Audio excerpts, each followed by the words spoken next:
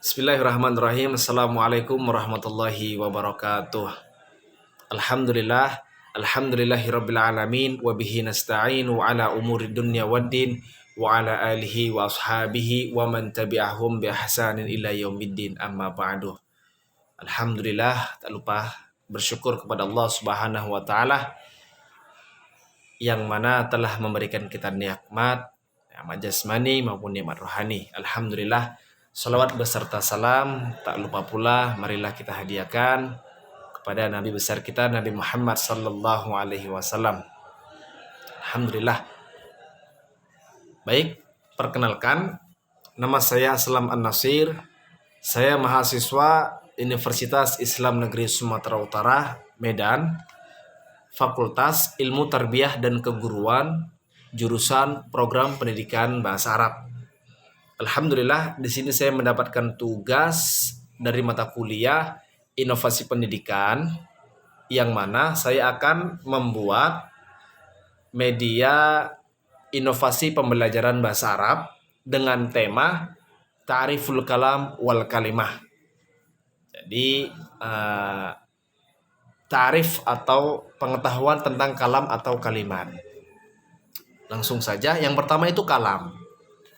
Mahwal kalam? Al-kalam huwa ma tarakkabu min kalimatain au akthar lahu ma'na mufidun mustaqallun. Jadi kalam itu dapat kita katakan seperti susunan kata yang dapat dipahami. Jadi ada dua susunan kata atau lebih yang dapat dipahami, itu sebagai kalam. Dapat kita katakan sebagai kalam. Contohnya, hadara thalibu mutaakhiron, yang artinya seorang siswa datang dengan terlambat. Jadi yang dibilang kalam itu karena udah lebih dari dua kata. Hadara at-thalibu mutaakhiron. Jadi dua kata atau lebih. Ini dapat kita katakan sebagai kalam. Kemudian al-kalimah. Apa itu al-kalimah? Al-kalimah dapat kita katakan seperti labzun yadullu ala ma'nan mufrad. Jadi sebuah perkataan yang mana berarti ala ma'nan mufrad, jadi berarti sendiri-sendiri gitu loh. Contohnya qalamun, yang artinya pulpen, pena. Kemudian faukun, yang artinya di atas. Itu. Kemudian untuk kalimat ini lil kalimah salah satu aksam. Jadi pembagian dalam kalimat ini ada tiga. Yang pertama ismun, yang kedua fi'alun, dan yang ketiga huruf. Jadi isim, fi'il, sama huruf. Baik, yang pertama yaitu isim. Apa itu isim? Madalla ala ma'na fi nafsihi ghairu muqtarinin bizamanin. Jadi isim ini adalah sesuatu yang berarti tersendirinya tanpa nggak berkaitan dengan waktu. Jadi sesuatu yang berarti, yang ada maknanya, yang nggak berkaitan dengan waktu, itu isim. Contohnya seperti ada namanya isim jamat, nama benda, nama hewan, dan nama orang.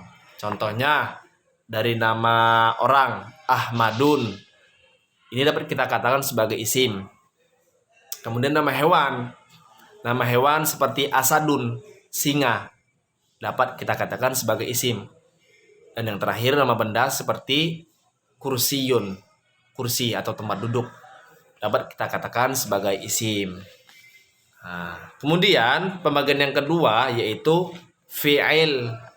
Apa itu fi'il?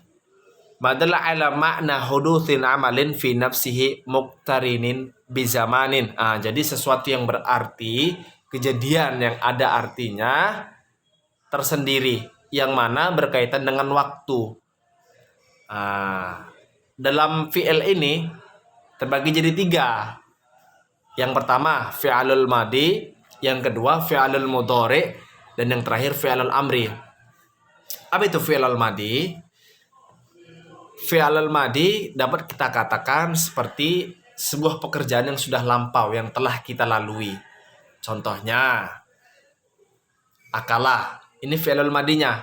Kalau kita masukkan ke dalam kalimat, contohnya, akaltu al-khubza fil matbahi. Dapat kita katakan, saya telah makan roti di dapur. Kenapa kita katakan saya telah makan? Karena ini fi'lul madi, jadi yang telah lampau, yang telah kita kerjakan. Kemudian yang kedua, fi'lul mudhari. Fi'lul mudhari ini sebuah pekerjaan yang akan kita kerjakan, yang akan dikerjakan, atau yang sedang dikerjakan. Contohnya, ya'kulu. Dia berarti kan. Jadi kan fi'il madinya akala. Mudhari'nya ya'kulu. Jadi akala ya'kulu. Nah, kita masukkan ke jumlah contohnya ya. Ya'kulu Muhammadun al-khubza. Jadi cara mengartikannya itu dari isimnya. Muhammad sedang makan roti. Muhammad akan makan roti. Gitu. Jadi karena fi'il mudhari ini dikategorikan akan atau sedang untuk pengerjaannya, jadi dalam jumlah tadi Muhammad sedang makan roti atau akan makan roti. Seperti itu.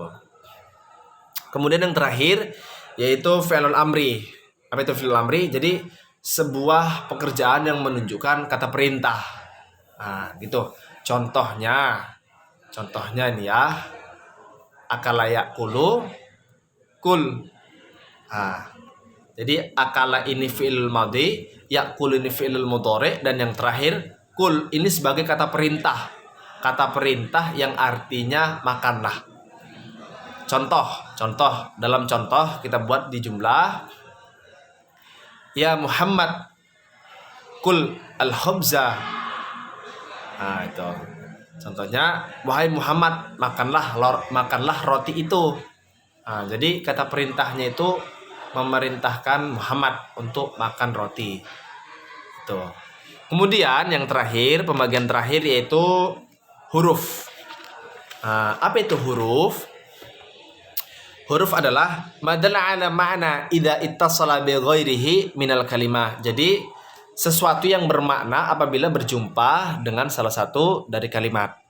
Contoh dari huruf nih ya, ba dan wa. Contohnya kalau kita masukkan ke kalimat, qata'tu samaka bisikini. Jadi artinya itu qata'tu samaka bi-nya ini sebagai huruf karena udah masuk ke kalimat. Qata'tu samaka bisikini. Jadi saya telah memotong ikan dengan pisau. Kalau kita perhatikan ini ada fi'il madinya. Qata'tu. Saya telah memotong, ya kan? As-samaka ini sebagai isim, ya kan? Isim hayawan, ya kan? As-samaka sebagai isim. Terus bisikin, bi-nya ini sebagai huruf karena dia bersambung dengan bisikin, isim.